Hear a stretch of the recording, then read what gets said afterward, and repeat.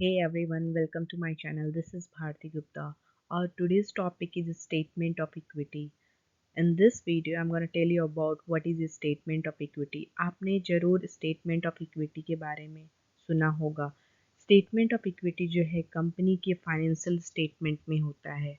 चलिए इसके बारे में डिटेल्स में समझते हैं विद एग्जांपल. आप जब कंपनी के फाइनेंशियल स्टेटमेंट देखेंगे तो आप नोटिस करेंगे कि एक साइड में जो कंपनी के फाइनेंशियल स्टेटमेंट में एसेट की डिटेल्स दी हुई होती है तो दूसरे साइड में कंपनी की लायबिलिटी क्या है और शेयर होल्डर्स इक्विटी की डिटेल्स जो है वो दी हुई होती है. बस इसी के बारे में आज हम लोग इस वीडियो में पढ़ने वाले हैं, स्टॉक होल्डर्स इक्विटी के बारे में. तो जैसे कि मैंने इस प्रेजेंटेशन में आपको मैंने दिखाया है विथ दिस फिगर. इस बैलेंस में एक साइड हम लोग देख रहे हैं एसेट है और दूसरे साइड हम लोग देख रहे हैं liability plus stock holders equity है.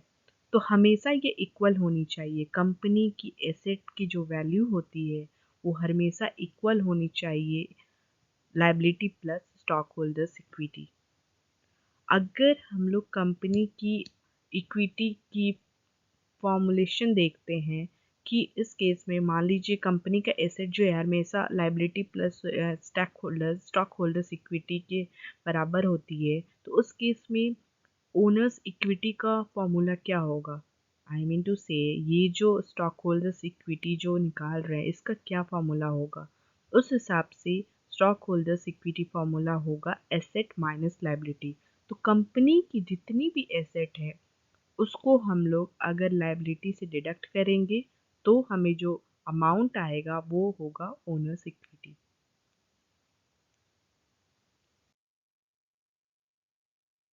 स्टेटमेंट ऑफ इक्विटी को किसी और नाम से भी जानते हैं, उसको किसी और नाम से भी रेफर किया जाता है. And the second name is statement of changes in stockholders equity.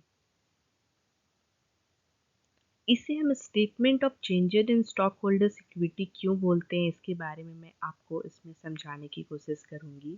ये एक ऐसा स्टेटमेंट है जिसमें स्टॉक होल्डर्स इक्विटी में जो जो चेंजेस आए हैं उसके डिटेल्स के बारे में ये स्टेटमेंट बताता है. तो इसीलिए इसे हम लोग दूसरे नेम से भी जानते हैं, that is statement of changes in stockholders equity. It shows changes in owners total equity. जो ओनर्स हैं कंपनी के, आई मीन टू से जो शेयर होल्डर्स है कंपनी के जो शेयर होल्डर्स के शेयर्स कंपनी में लगे हुए हैं उसमें क्या क्या चेंजेस आए हैं साल भर में, काउंटिंग पीरियड में क्या क्या चेंजेस आए हैं उसके डिटेल्स के बारे में ये स्टेटमेंट बताती है. ये स्टेटमेंट हमें ये बताती है कि क्या क्या ओनर्स के कैपिटल में चेंजेस आए हैं साल भर में. It shows the owners capital at the beginning. और इस स्टेटमेंट से हमें ये पता चलता है कि ओनर्स की कैपिटल बिगनिंग में क्या थी, उस ईयर के स्टार्टिंग में क्या थी, उस ईयर पूरे साल भर में क्या क्या चेंजेस हुए, changes that have affected that capital, साल भर में क्या क्या चेंजेस हुए. एंड एट लास्ट जब साल का एंडिंग टाइम है, रिपोर्टिंग पीरियड जब हो रही है तो उस समय what is the end balance, उस इक्विटी का, ओनर्स इक्विटी का जो लास्ट बैलेंस है, एंडिंग बैलेंस है, उसके बारे में भी ये स्टेटमेंट शो करता है. तो उससे हम लोग एग्जाम्पल के तौर पे यहाँ पे देखते हैं. आप जब स्टेटमेंट ऑफ ओनर्स इक्विटी देखोगे तो आपको वो स्टेटमेंट इस तरह से दिखेगा जो कि फाइनेंशियल स्टेटमेंट में, बैलेंस शीट में पाया जाएगा. इसमें पहले जो डिटेल्स दिया जाता है वो हम लोग डिटेल्स लिखते हैं ओपनिंग बैलेंस. कंपनी की जब साल की स्टार्टिंग हो रही है तो उसकी बैलेंस क्या है ओनर्स इक्विटी की, उसके बारे में यहाँ पे वैल्यू, उस वैल्यू को हम लोग यहाँ देते हैं. सबसे पहले ओपनिंग बैलेंस की डिटेल्स और अमाउंट हम लोग शो करते हैं.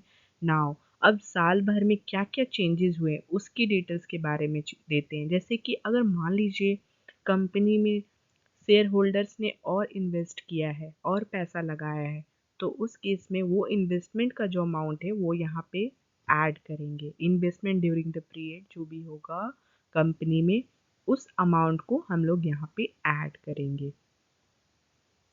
तो income earn during the year उसको भी हम लोग इसमें ऐड करेंगे. नेट इनकम जो कंपनी का, जो हमें पीएल के थ्रू मिलता है, profit and loss account, statement of profit and loss account के थ्रू जो नेट इनकम हमें मिलता है, कंपनी ने मान लीजिए इनकम किया है, इस बार प्रॉफिट कमाया है कंपनी ने, तो उस केस में जो नेट इनकम होगा कंपनी का उसे भी हम यहाँ ऐड करेंगे,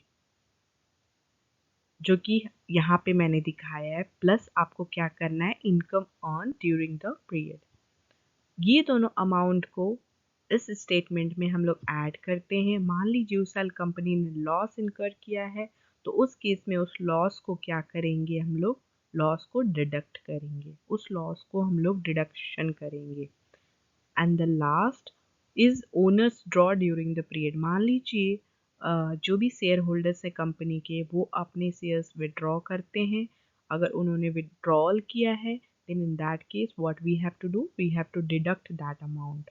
जितने भी ओनर्स विड्रॉल किए हैं उस अमाउंट को हमें यहाँ पे डिडक्शन में शो कर देना है। जो कि यहाँ पे मैंने net losses for the period दिखाया है, उसके नीचे आप जो है डिटेल्स ऑफ ओनर्स विड्रॉवल वो यहाँ शो कर सकते हैं। एंड एट लास्ट जो बैलेंस आएगा, ओपनिंग बैलेंस में हम लोग ऐड करेंगे इन्वेस्टमेंट जो हुआ है, नेट इनकम जो हुआ है उसे भी हम ऐड करेंगे।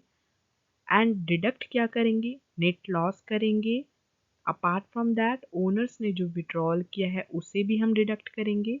उसके बाद जो हमारा टोटल एंडिंग बैलेंस होगा वो यहाँ पे हम लोग शो करेंगे। After addition and deduction whatever will be our balance we have to show at last.